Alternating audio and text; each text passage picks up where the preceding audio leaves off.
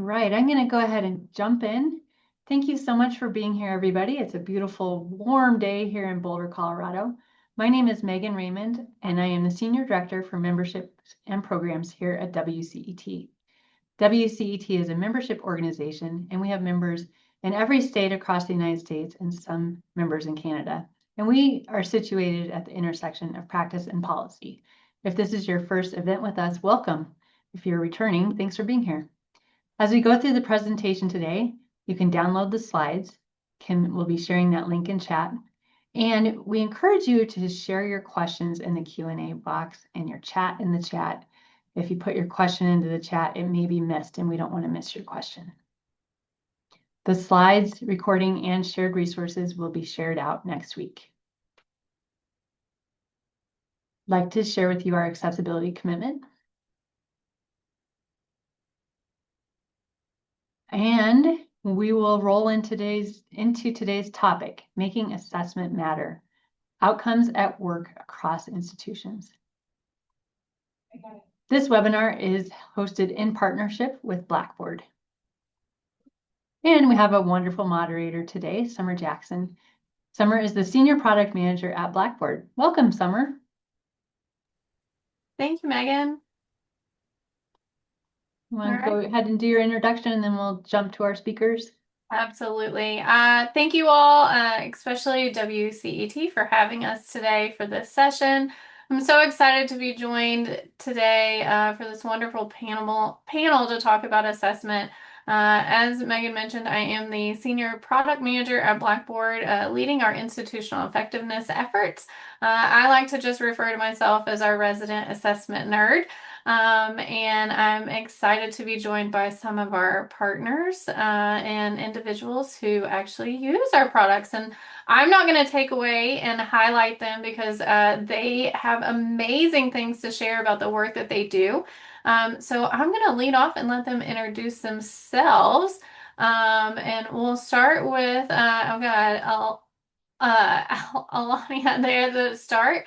And then we'll let Brandy introduce herself as well. But ladies, as we get started, can you introduce yourselves, of course, but tell us a little bit more about, we know every assessment team instructor and structure is different on campuses. So tell everyone here today a little bit about what the structure looks like at your institution, maybe who's involved even in the process of measuring learning outcomes, and just kind of how those processes are established at your campus and who's responsible for those.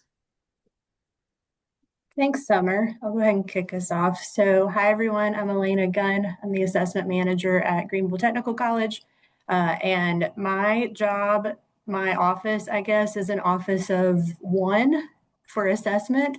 My counterpart does accreditation, and then our supervisor is in charge of institutional quality. So that includes institutional research as well. So we're a diverse group, but a small group, to say the least. As far as academic assessment goes, that's in our academic affairs department. So our assistant deans handle that in conjunction with our program coordinators and faculty. And I think there's quite a few faculty on the call today. So just give you a little bit of background. That's where I started in higher ed, was on the faculty side, not knowing anything about assessment at all and probably doing a terrible job at it. And so now transitioning on this side of it, just learned so much more about it and really excited for today's conversation. Okay, I'll take my turn. I'm Brandy Jones, Director of Assessment at Sam Houston State University. We actually do have 3 of us in our office. Our university has about 20,000 plus students enrolled in all the different undergraduate, graduate programs, face-to-face, online, all of it. Our office is actually housed within academic affairs, and we are the assessment office for the campus. So we coordinate the annual programmatic assessment for academic and non-academic units. We have around 300 academic units. That includes all the degree programs plus certificates and some kind of one-off minors. And then we have about 100 or so non-academic units that participate in assessment. So we just make sure all of that is happening. We also have quality control involved with all that as well, which I can talk about at some point during this conversation. As far as who is kind of in charge of, the actual measuring the learning, kind of like Elena said, that is the responsibility of the faculty, the program coordinators, the chairs, so they do their thing and we just help them do it. We provide lots of resources, print resources, presentations, trainings, you name it, we have it. Thanks, you all. Yeah, absolutely. And I'm excited to be joined by some faculty here today. I think it's really fun when we're talking about assessment. To Elena's point, I also started in faculty. Brandy, did you start in faculty as well before joining us? No, I've been in assessment for 10 years, and before that, I was in financial aid. Yeah. So, Assessment is certainly a world that I don't think anyone naturally just goes straight into assessment. It's never the role on campus that anyone seems to come straight out on campus and like, I'm going to join the assessment office. We all end up here in a different way. It's where I was on campus before joining the other side here, working in product with these. So it's always interesting to hear that from folks. Maybe some of our colleagues here are gonna love assessment even more than they already probably do, I hope, today and join our assessment teams on across campuses. But speaking of that, the culture of assessment is so important to the process, and it's not just a buzzword.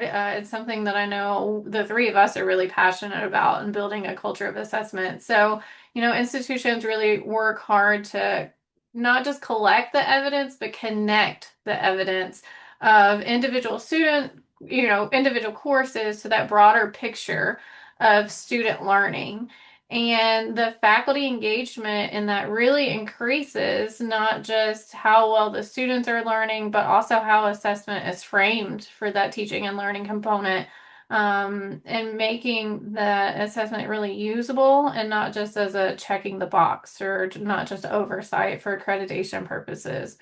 And so that culture is, something that sometimes can seem like a lot for institutions, but thinking about, how institutions have evolved a lot over time, especially post-pandemic, with different modalities. There's a lot of perceptions about assessment for online versus face-to-face, or synchronous classes versus asynchronous classes if they're online or, on campus, or even faculty involvement, maybe if it's an adjunct faculty or full-time faculty. Can you talk a little bit more, and Brandy, we can start with you, about how faculty have really seen the value in assessment, and you've really built a culture of assessment there at your institution. I know this is something you've worked on for quite a while there at Sam Houston. Yeah, the culture is something that we have worked on intentionally, I think, over the past few years. When I took over as director, it was right during COVID. I mean, I was interim like in 2020, and we're dealing with a lot of things at that time, students not participating in assessments, and just that general lack of participation, I think, was difficult. But one of the things that when I went into that position, my focus was on customer service. I mean, honestly, it was like, how do we put ourselves out there and let everybody know that we're here to help them. We're that friendly face that, assessment's not scary. We're going to help you get through it. We have built up our resources so much over the past few years. So I think that our communication has helped a ton. Transparency. If you go to our website, we have so many things on there that tell you about student learning at Sam Houston. So we kind of put it all out there.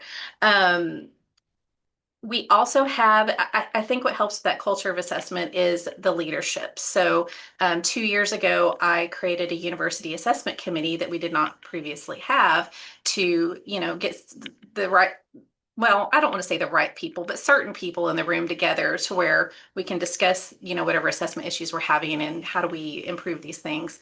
And it wasn't just for faculty, but also my non-academic units as well. So I think getting those voices together, giving faculty a say in some things. This past year, we've been working on a improvement. Well, I put together an improvement committee to improve how we do assessment within Blackboard planning. We found a lot like how we originally built it, just there's so many disconnects in what we did originally that we've never been able to really resolve, even with all our training and resources. So I put together a committee of faculty from all the colleges on campus, had some staff in there as well. And I think giving that voice and that they got to help in the decision making. And they're going to help me test these changes this next year. I think that helps too. I think just making the connections, giving them a voice, all those things help with building that culture of assessment. I mean, there's other things as well, them seeing how assessment actually improves learning and things like that. Again, we can talk more about that, with any other questions you bring up. But I think those are kind of my main things from my perspective that have helped us to improve that culture across campus. It's not perfect, but it's better. So. Yeah, thanks, Brandy. And Elena, anything you want to add to that, but also how there at Greenville Tech, you all have a lot of different modalities and delivery methods there as well. How do you all really ensure assessment expectations are kind of consistent across your formats, your faculty, and that aspect? Yeah, I will do my best to answer this. So working with academics and their assessment process is kind of a newer function for our office. They were like totally separate last year. So we are just now getting our feet wet and trying to work with them on that. But as far as I can tell, I believe that each course has Blackboard shells. So it won't really matter if, it's an online course or an in-person course. A lot of those functionalities should be the same across the board. But I will say, I know we don't like to talk about compliance things too much, but we're a SAC-COC school, so one of the standards that we have is just ensuring that all learners have access to the same supports, the same services, the same everything. So I think if you're really rallying around that idea, then, your assessments and your assignments and all of that kind of stuff should sort of flow from that as well. I know it's harder depending on specific courses that you teach, but, to the extent possible, I'd say that's kind of where we're sitting at right now. And Brandy, how about there at Sam Houston in terms of, delivering across those different modalities and also just tackling it, maybe any misconceptions, or do you all see misconceptions across the way when you're tackling those? Yeah, so it's the same for us with, we've got Blackboard, all the I can't remember, y'all came up for that meeting and told us what percentage of our professors or something were using Blackboard anyway. It was a huge A lot. Pretty much like almost everybody is using Blackboard planning for their courses, whether it's face-to-face or online. And when we talk about assessment, we don't differentiate between face-to-face and online. It's all the same. But what we do ask them to do is to disaggregate. So we do ask for programs to disaggregate their findings between online and face-to-face so they can see, are there any differences? Because if there shouldn't be differences in student learning. It should be the same, So if there are differences, they can handle that. So I feel like I went off on another tangent. I was going to say something else. Anyway, yeah. So get me back on track, Summer. I lost the question. No, it was a twofold question. So you're right on track in terms of Okay. tracking them both, but also since you mentioned that you track both of them the same, Yes. are there any kind of misconceptions that you all have to tackle regarding online I knew there was another still, part. that kind of affect your assessment conversations? So Okay, so misconceptions, I can't really say. I haven't had conversations with, say, faculty that just, where there's this any idea of misconception between the face-to-face and online learners. I would say we've had our own.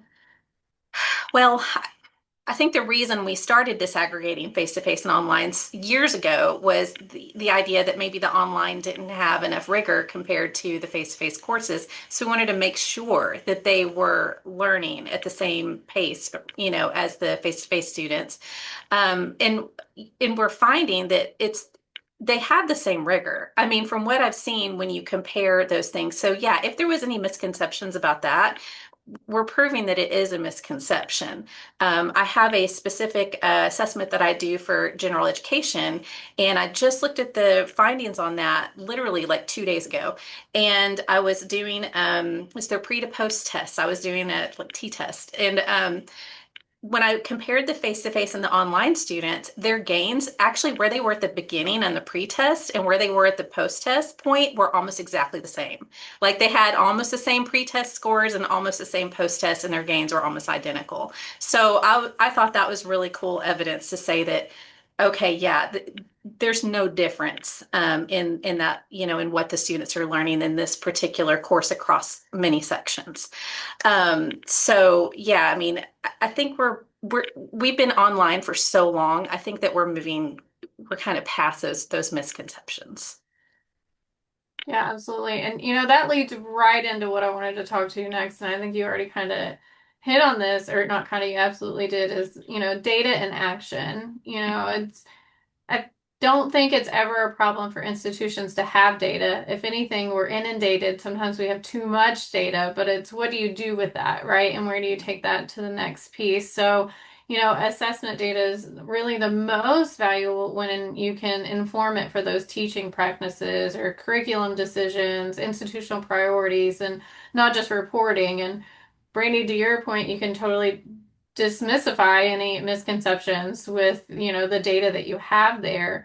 And so institutions are really moving from to Elena's, we have to deal with the compliance part of it and focus on that, but focusing more towards an action oriented insight, so really closing that loop and maintaining those important steps for that continuous improvement. So as we're thinking about learning outcomes and taking that quantitative data, what is kind of that next step of, you've got that quantitative data, Brandy, there's the same gains online or on, in Seed, and Elena, you're talking about gathering that data as well. How do you qualify that? What do you do with that next after you've collected that online data? And either one of you, grab the question or both. I think this one's really one of the most important questions, so I'd love for both of you to answer today.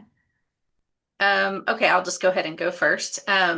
So one thing I wanted to say is that I feel like for us, it has been this, yes, we're using quantifiable data, but because we've been using planning for so long, that particular assessment management system platform, there has been a qualitative aspect to our assessment for years, like years and years. We ask them to discuss the results. It's not, don't just give us the numbers, but in our training and, and when we discuss it, with people that are, assessing, make sure you explain everything. Why did you pick that target? Why did you, what do you think these results mean? How is that leading to your actions for next year? So, I mean, we've always really had that qualitative aspect. And then we are going to be, we're going to have outcomes coming soon. For anybody that's familiar with Blackboard outcomes, that's coming online for us soon. And I can't wait because I do think that some of our programs are kind of missing that. They're actually missing the quantitative piece, believe it or not. There might be more, yes, they're gathering grades in their courses and they're working together in their departments to assess the programs, but we really are kind of missing that. We want to pull it out of the grade book and say, like, let's pull these numbers together. Let's pick out these assessments and pull them together and align those up with the program outcomes, which again, they're doing it, but I feel like it'll be so much more connected once we get those pieces together.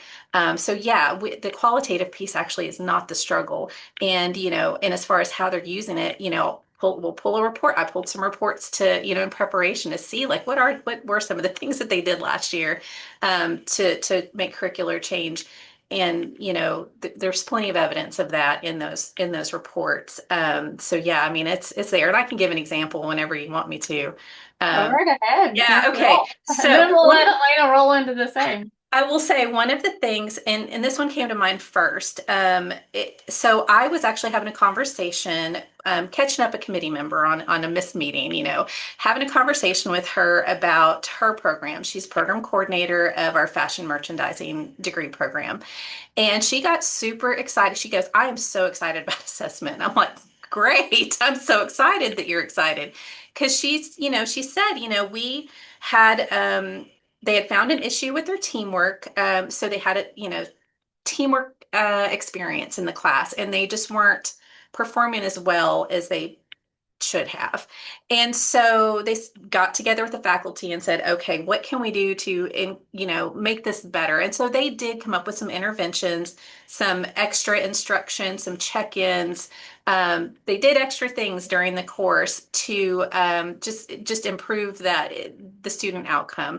And they actually did have evidence at the end of the next semester that yes, students were overall scoring better on this teamwork exercise with these interventions. And she was just really excited to talk about it. I was like, great, make sure it's in your assessment plan. And it was. But yeah, I mean that's just one example. And it was neat to talk to a faculty member that was so excited about it, and saw the value in reporting that. Yeah, I hope our other faculty members here on the call, it makes them excited for assessment too. We love that. Yeah. Elena, how about you? So kind of circling back, not just on the evidence, but kind of taking that quantitative and qualitative, how do you marry those two in your reporting there at Greenville? Yeah, so I think we're really similar to what Brandy was talking about. We also use Blackboard planning for both academic and non-academic assessment. And so getting faculty and chairs and program coordinators to, bring all that data in and then to actually discuss, the results of it is a really big thing with us. And on both sides of the house, we also have separate templates for our action plans, so that they, are going to try to formulate those plans. And then, the next year, we're going to ask them to follow back up on it to see, like, hey, this is what you said. Who is going to do this and by when? Were they actually able to accomplish that? What were the results of it? If not, what's your plan moving forward? How are you going to remedy that? That sort of thing.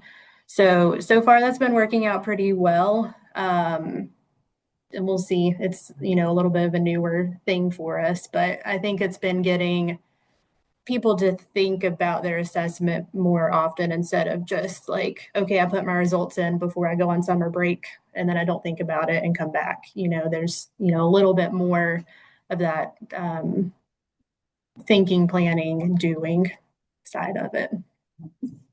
Can I add to that really quick? Because, yeah, I just wanted you made me think about something. So, yeah, our assessment cycle, as far as, here's the Office of Assessment's deadlines that you have to get these things in. Because, again, we've got to be compliant also. It ends August 31st. That's when we say, okay, your actions, and we call it Plan for Continuous Improvement. We do have that also piece of going back and looking at your last plan to say, like, did it work? What did you do?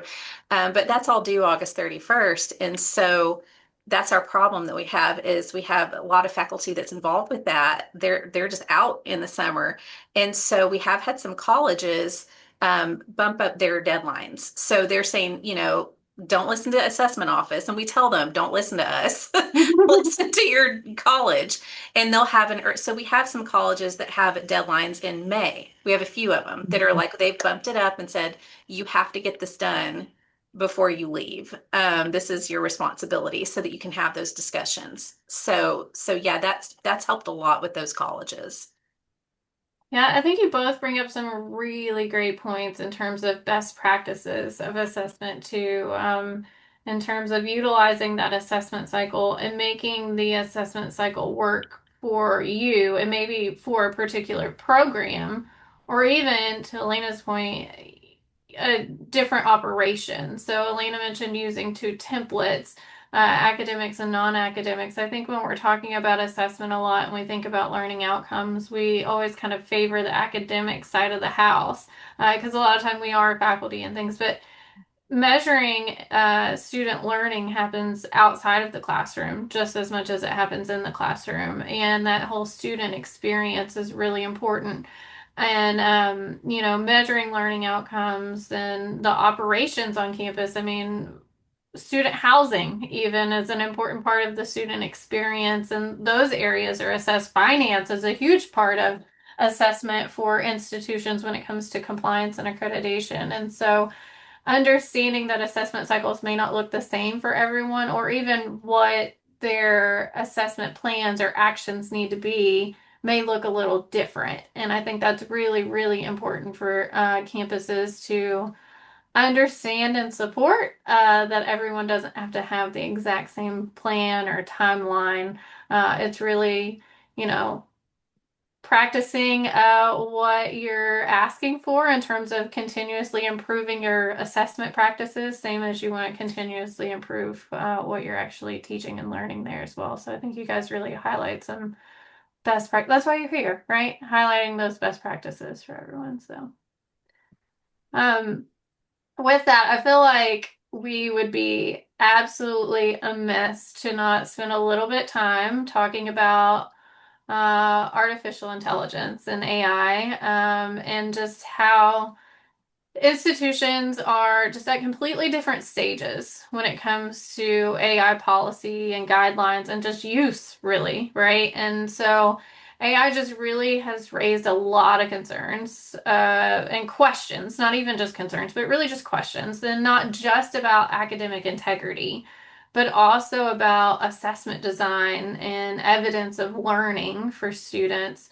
There's emerging frameworks that emphasize, pedagogy and assessment, but then when are institutions willing to use those tools and support those frameworks and not? So I guess really first, tell us a little bit about each of your institutions on, where you currently stand in terms of how you're approaching AI in assessment or in student work or just in general at your institution. I think it's really interesting to hear at this point. So, Elena, I'll start with you if you want to tell us a little bit more about that. Yeah, that's fine. So we're definitely in the beginning stages. Um, I have heard that there's a committee put together to get an AI policy in place, but I have not heard anything about it since. But I think every institution's different. But we just went through like a big Microsoft transition, transitioning like everything to Microsoft. We had a few different things before then. And even that was a lot for some people on campus. So then, we're adding AI into the mix and, Copilot and, every different form that it comes in. And it's just scary and it's a lot, and they're resistant to it in many ways. But I will say our institution, our office sits under the CIO, which I think is a little different in some ways. And he's a very big proponent of AI. So I think we're going to see some new and exciting things. We've had lots of conversations too about like how can we use AI to automate some of the things that our office does, to help out with processes like that. But as far as how I think faculty are feeling about it, I think it's a privacy issue, like not wanting to put student data in and not wanting to risk compromising that. So that's just kind of where we're sitting right now. in the beginning stages. Most definitely. Yeah, Brandy, how about you all? Yeah, I feel like our institution is completely embracing it. So if you, Elena, if you want to check out our website, we have links. We have, so last year around this time, my associate director, Tama Hamrick, she's in the audience right now. She put together an AI assisted assessment plan guide. So just trying to integrate, hey, if you're having trouble writing your plan, maybe, you know what you do, but I'm having trouble just writing these pieces you want me to put in Blackboard planning. She created this guide to help to prompt. She created like a prompt guide.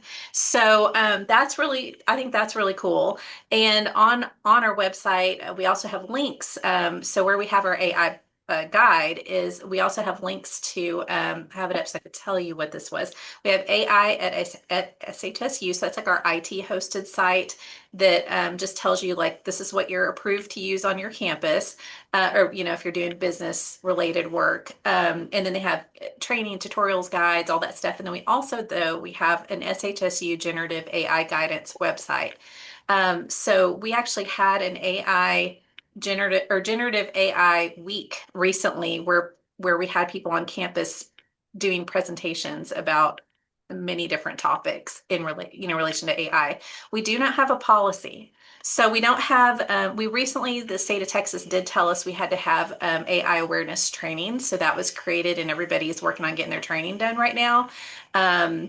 But otherwise, we don't have like this policy, this overarching, like this is how you have to use it. We have guides. So on that generative AI page, they have a student guide, they have faculty and instructor guide, and they have a staff guide. So I think for the most part, people are at least embracing the fact that it's not going away.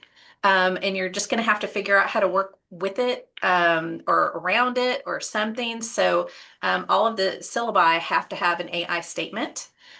So you can choose what that looks like as a faculty member, but you have to have something. And so in some, you can choose to have assignments that, work with AI or say, hey, we're not using it in my classroom at all. But yeah, it's out there. And yes, we do still have people who are just totally against it, but I think overall we're really working with it. Yeah, it definitely sounds like, I think, a lot of institutions I've talked to, it sounds like they're across the board. You all are definitely ahead of the curve, Brandy, there. I think more falling in Elena's side of the world. I know I still teach a class and I've focused more on, in my own course, on how to support students and how to use it. Because they're going to use it regardless, right? So more in teaching them how I would like for them to use it, opposed to how they may want to use it. And so that, and I guess in that side, also thinking about the world of assessment, and Brandy, you were talking about that amazing resource that Tara created. How do you all see how institutions, maybe everyone's not gung-ho assessment, right? Maybe they need a little bit more support. And how do you see where AI maybe could support without, divulging any student information, but help support them in looking at assessment data or writing assessment plans or supporting assessment? Um, Brandy, it sounds like you guys are pretty advanced in this. What are some areas you've already done? And maybe Elena, you've been doing some of this on the side, or you've got some ideas already. Well, I do think, if you have let's say you need to work on your program learning outcomes, maybe that's something that needs to be established or reestablished, you know, maybe you can pop in all your courses for that program, just dump them into AI and say, okay, analyze these course descriptions or these outcomes and give me 6 program learning outcomes, just a way to help you kind of get started, like brainstorming. Of course, we always say the human element is necessary, but I mean, that's just one thing, like try to use it to help you and to save you time. Um, with that guide, I mean, again, that is just a prompt to help you write your plan if you're kind of struggling with it. Um, I did want to mention something I found that one of our programs did to try to uh, handle the AI situation. They actually have a class that has the first assignment in that class, or the first writing assignment in that class, is like a reflective assignment. And so they kind of looked at that as this is their unique voice to give us a baseline to how this student writes. And they're using that to try to combat AI later to say, like, if their voice, your unique voice changes too much with their writing later on, they might take that as a sign that, oh, they possibly used AI to write this paper. It hasn't been an issue yet, but they're trying to kind of combat that, or preemptively, just, deal with that. So I thought that was interesting. We'll see how it goes, but yeah, I mean, that's kind of our extent to it so far. It's just kind of here and there. They're trying to do things to preemptively deal with the AI. Yeah, Elena. No, I think that's good. And like I said, I'm not as in tune with what faculty are currently doing right now. But if I had to guess, a lot of theirs is making sure that students are either using it well or trying to prevent them from using it on the bad side of the board, I guess. Um, I guess as far as what AI can do with assessment, I agree. I think it's really good if you give it enough information. Like it's really good at writing outcomes and then, giving you examples of measures for those outcomes and, just giving that whole flow plan together. We've used it a few times just to brainstorm ideas for different departments who are, stuck, tired of measuring the same things or just can't come up with something like that. But I will say we sort of mentioned it a little bit earlier, but I think trying to get academics and student services aligned a little more and trying to look at that co-curricular assessment, I think AI is going to be really good at helping brainstorm some of those ideas. Because we're not there yet here, but I would love to move to that point because, like we were saying, students are learning everywhere, not just in the classrooms. So if financial aid is doing financial literacy about, how many loans you're taking out and what that means for you later on down the road, like that's a learning opportunity. Um, and different things like that. So, yeah, I think just embrace it because it's here, but just use it well, use it smartly. Yeah, couldn't agree more. And here at Blackboard, we certainly, I think Brandy might have mentioned the human element. It's so important in terms of what you're doing, and certainly something I try to work on with my students as well. Is it's only as good as what you put into it, but you also have to work with what comes out of it and not just accept that. And that's certainly part of our AI trustworthy framework here at Blackboard, and something that we really focus on anything that we're doing with AI, either within product or actually just in the way that we practice as employees and individuals using AI as well. And honestly, personally, it's just kind of framed my thought process around AI too, because I really believe in that process of that, human element there also. I do want to, I'm going to ask you all one last question each, and I want you both to answer this one because I think this one's really important for everyone. And, just really thinking about assessment being a process. There's a lot of context to it and just understanding why it happens. It's not just, you both have mentioned Blackboard planning today. Thank you. It's a fantastic product, of course, but it's not about what product or platform you use or the process that you use by any means. It's just really supporting your institution and student success and student learning, both in the classroom and outside of the classroom. But regardless if you're an office of one or an office of three or office of 23, I think that we all see and hear challenges that different institutions face around assessment. So I guess my final question while we're all here together is, what's one assessment challenge that you're actively kind of grappling with right now in terms of looking for a solution? Maybe someone in the audience will have a solution for that, or at least we can all resonate on that together. I think it's good to kind of hear that we're all in similar spaces. So, Brandy, we'll start with you. Okay. Of course, I knew you were going to ask that question. So, I thought about that because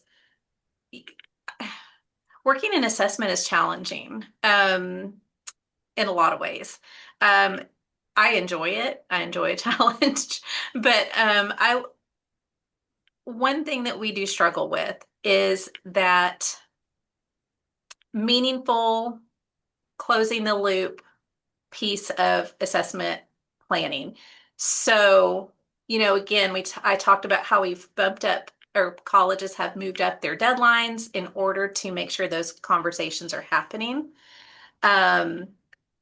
before the next school year starts, So that's the piece we struggle with, is when we're reviewing assessment plans, which again, we have 300 academic assessment plans, so my office cannot look at all of them. We have a process in place within the colleges to review their assessment plans.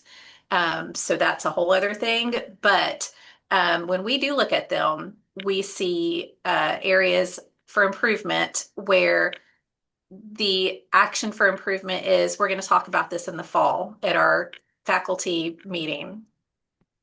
And we're like, that's not an action.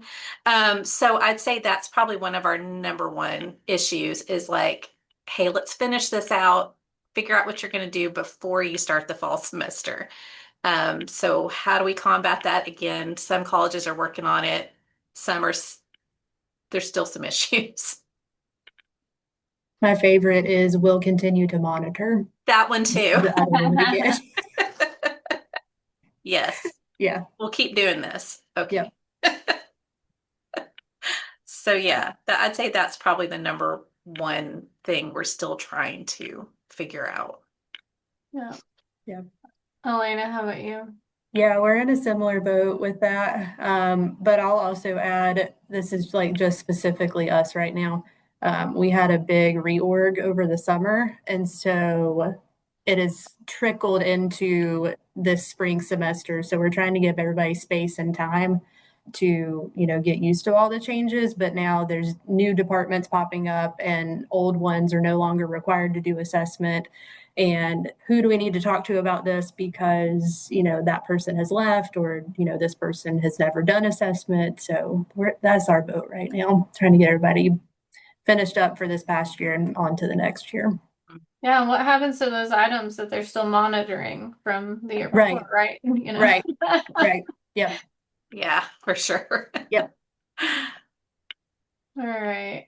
Well, we do have some questions in the Q&A here. So I'm going to start with our first one here. And audience, please feel free to add some more. We've got a handful here. But in the world of work-based learning, apprenticeships, and on-the-job training, Elena, I think this could fall into the world outside of academics as well.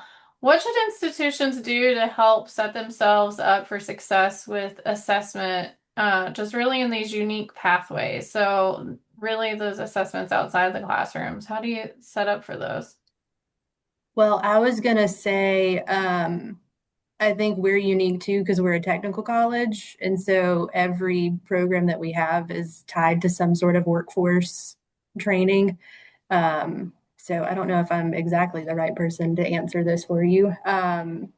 But yeah, I would say, if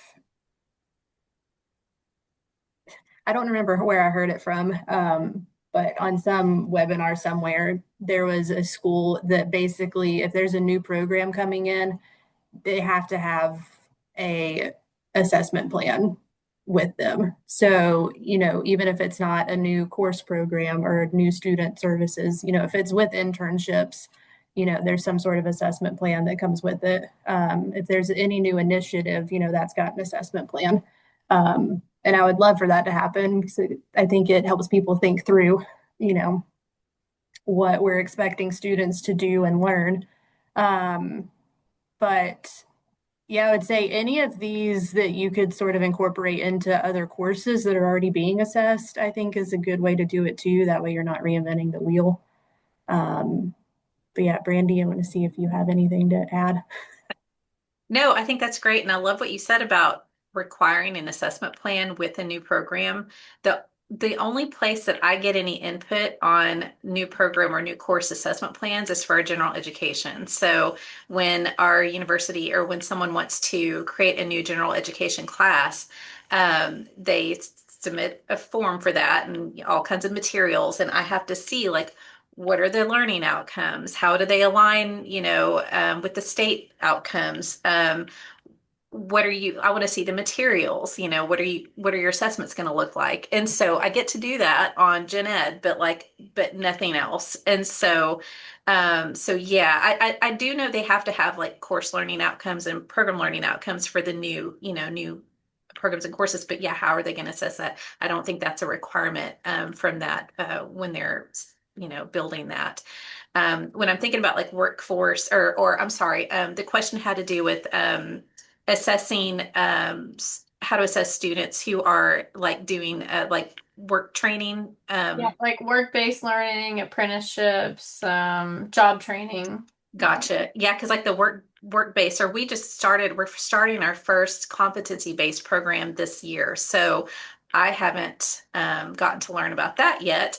As far as like on the job training, I think the only kinds of things I've seen have to do with uh, supervisor surveys. So there's not really a learning assessment that I have seen just from with my own eyes, but I've seen the surveys where the supervisors are asked, how the student did, basically with a variety of different questions and categories and stuff. So that's one way to just assess how they did on the job. Yeah, I certainly have seen the same, and I know that's really popular in medical programs where those students have to do different rotations and things. So supervisor practicum supervisors will do those surveys. So. Another question we have is around AI policies. It says, I'm wondering if any institution has a policy regarding AI wearables.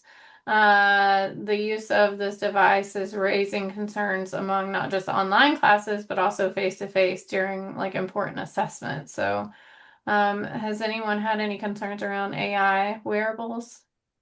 You know what? I have not seen anything come across about that specific item. It would probably be, if it is out there, it would probably be on one of our websites I was mentioning earlier. But I have not seen that specific, although there should be something. But our AI, when it comes to students, that use of AI that's not approved by the professor falls under academic dishonesty. So I think there is although it's not specified, I think that it would fall into that if a student, say, where they were caught using the meta glasses or whatever, it would probably fall under that academic dishonesty and, so.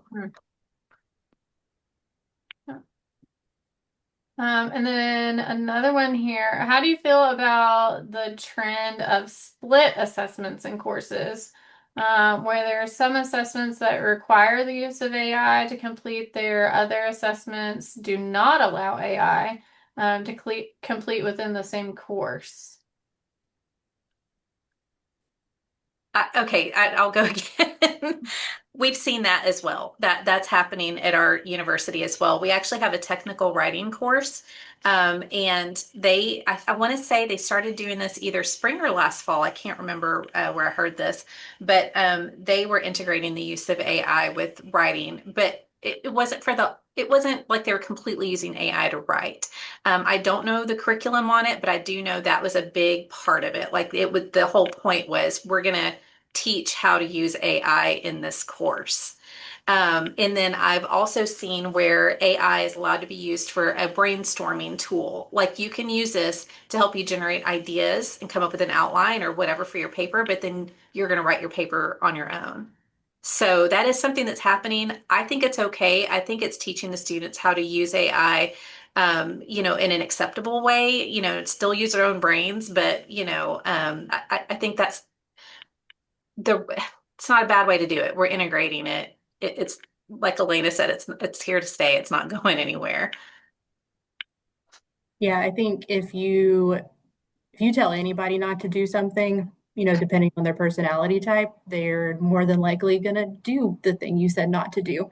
So I agree. I think it's a good way to teach how to use AI responsibly.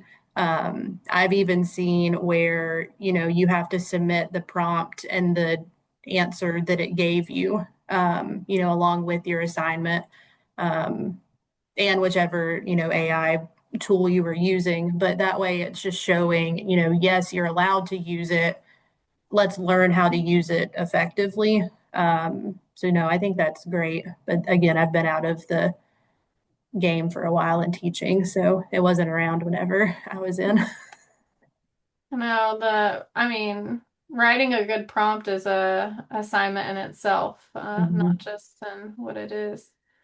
Elaine, I'm going to put you on the spot for one too. You mentioned, we were joking about the plans being submitted and they'll monitor, Yeah. for the next year and that sort of thing. And we've talked a lot about collecting and completing those plans. But what does closing the loop really look like in practice at your institution? I think part of it, we've implemented a feedback loop.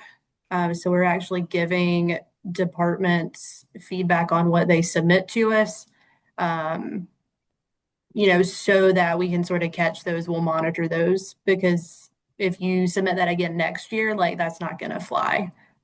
We need to have a conversation about that to figure out, is this outcome still working for you, or are you just doing it because it's the easy thing to do? And if that's the case, let's find something else that, you're already measuring that we can incorporate. But yeah, I think it's just having that constant communication with them as well, and setting the expectation that, there are things to improve on. And if you think that you're done, then maybe that's time to move on to a different outcome instead of just measuring the same things. Continuously improve, if you will. Yep. And then one last question, and I think we'll wrap up unless our audience have anything else. But do either of your institutions involve students in that feedback loop or in the assessment process? Are your students aware of the outcomes that they're being measured on, or, the results or actions of the assessment plans that are occurring? I'll go ahead and take this one. Where we involve students, and it's not in creating or changing the outcomes, okay? And I'm just speaking from my office, because if departments, programs, colleges, if they use students to help them with creating assessment, having input on assessment, I'm just not aware of it. I would love to know, but I'm not aware of it. But in our office, we're in charge of measuring general education assessment. Like we're in charge of coordinating that. And so when we give our students assessments, we tell them what it's for. And I know one of our assessments we go and we give in the classroom, it's a critical thinking test, and we tell them what it's for. When I go in and give it, I will tell them like, hey, you can check out our website and we've got all the reports on there, because again, transparency, we put everything out there. So they do, in some cases, they know who we are and what we're there for and the benefit of doing this assessment. That it's not for a grade, but it is to benefit the university and just make their school a great school, you know. But that's how we involve the students. And I know there's better and more ways to involve students. We just haven't gone down those paths yet. Lena, how about you all from, the outside of the classroom perspective, especially? Yeah, I was going to say I can't really speak to the faculty classroom side right now just because I'm getting up to speed on that. But as far as our administrative and support services departments, one of the things I encourage them to do is to put it in their communication plans. Like after you get the results, especially if you're measuring on students, like tell them what you found so that way, they can sort of help inform, next steps or things like that. Especially if it's about student services and you're trying to make them more aware of the services, then, bringing them in for, what ways work well for them to kind of help improve that in the next cycle, I think was a good idea. Yeah. I think that certainly, when we were talking about areas of assessment that individuals are grappling with and things, I think that's an area that many institutions are trying to figure out how to involve students and through additional regulation and compliance. That's, transparency with students. It's something that institutions will continue to look at on opportunities to involve them. So great conversations. And Megan, I don't think we have any other questions here. All right. Well, Summer, Elena, and Brandy, thank you so much for bringing your fresh viewpoints to the wonderful world of assessment. We have just a few slides I'm going to jump through here, but really appreciate the audience participation and questions, the resources that were shared. And Blackboard has their meeting coming up in Dallas this summer. If you haven't registered yet, make sure to get your registration in. And if this is your first event with us, check out our website. WCET has lots of wonderful and mostly free and accessible resources available. We have our webcasts that have already happened. We have a nice archive on our website, and then we announce our upcoming webcast. We have one in June that's coming up. Designing for Demand. Online students want flexibility and AI guidance, which we heard here today. So thanks for that webinar. And then join us in Minneapolis for our annual conference. It's a great event. It's a small event. You will find new friends and make some great connections and probably learn a thing or two. And I'd like to thank our annual sponsors. We really appreciate the partnership of Blackboard and our WCET supporting members. Our sponsors and supporting members help make much of the work we do here at WCET possible. So again, thank you to everybody for participating in the webinar, and we'll see you at a future WCET or Blackboard event. Thanks, everybody. Have a great afternoon.